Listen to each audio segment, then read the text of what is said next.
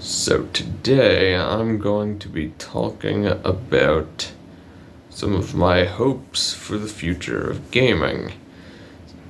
This episode specifically being about Nintendo.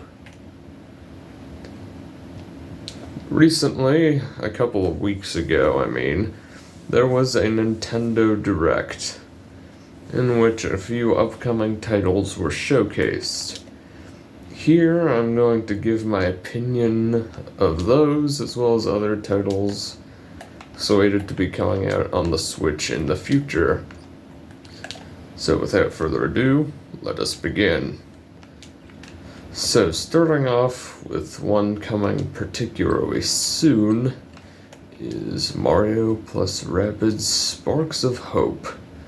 Sparks of Hope looks like quite the upgrade over the original in every way, visually and scope-wise, which others have mentioned several times ahead of me, so I'm just gonna forego some of the details here.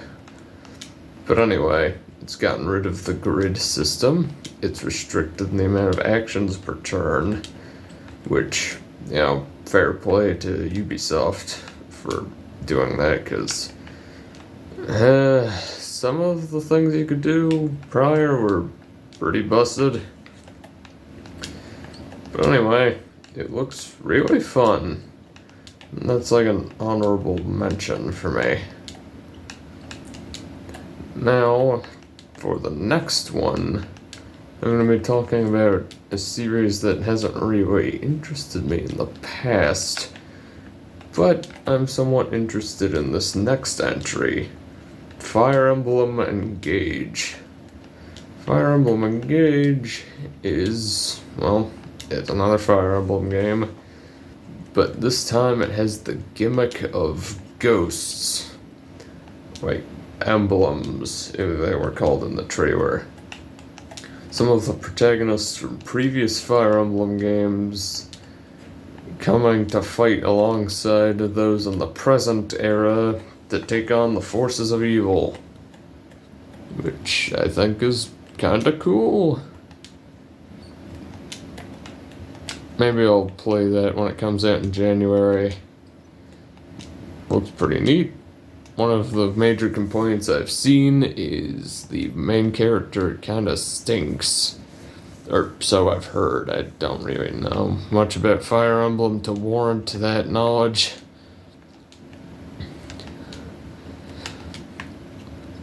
Anyway, moving on from that, we have some other things like Kirby's Return to Dreamland Deluxe.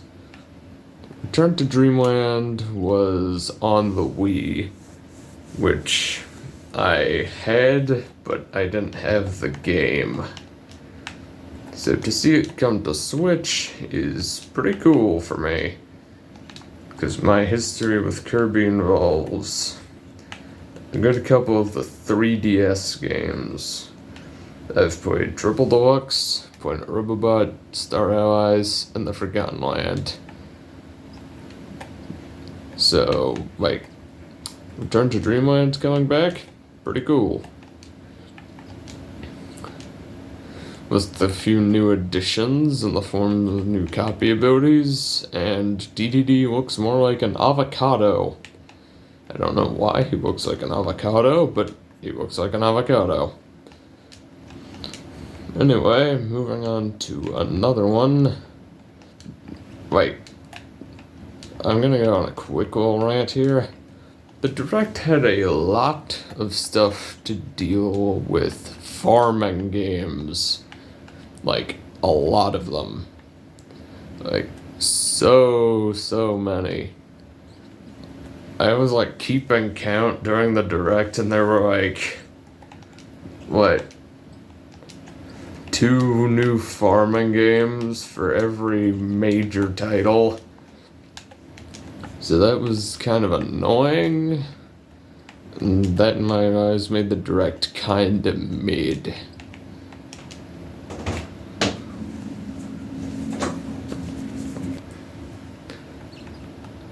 Anyway, yeah, there were just a lot of farming games, and I didn't really understand why.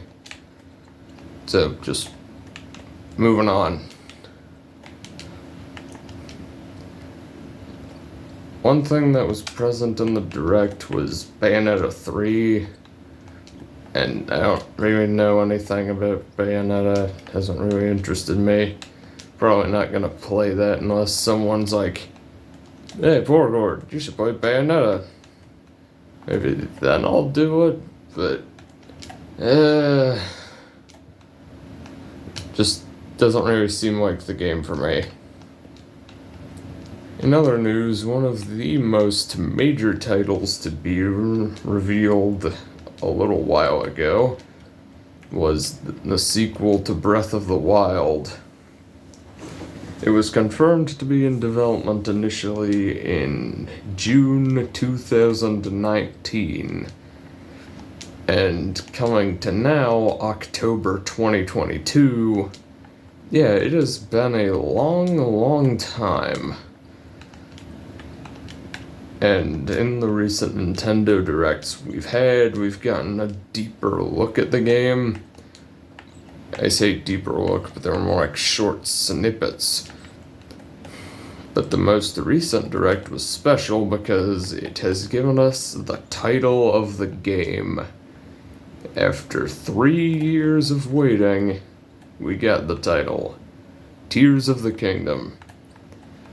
And oh, it looks so good.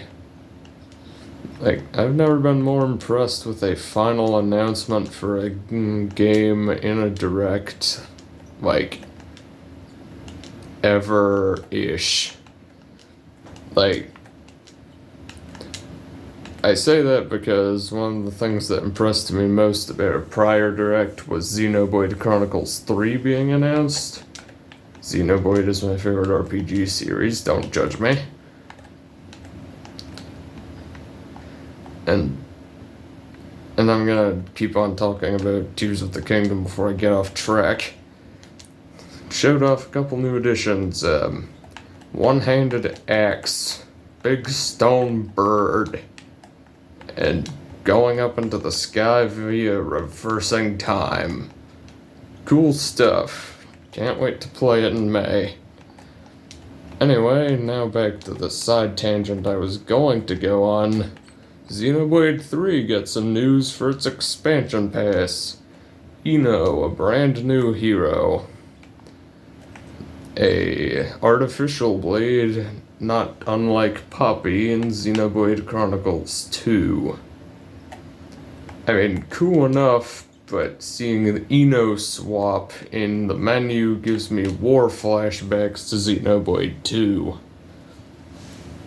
And also the challenge battles are finally being added for a bunch of extra content, so very cool. So to sum it all up, that Direct was a mid. There were a lot of announcements I didn't really vibe with. But the big ones, there were like 3 of, and then some of the other ones I covered were like a minute or so of footage. So it's just like, yeah, I don't know. Anyway, with all that being said, it's been Borgord. Thanks for watching, and have a splendid rest of your day.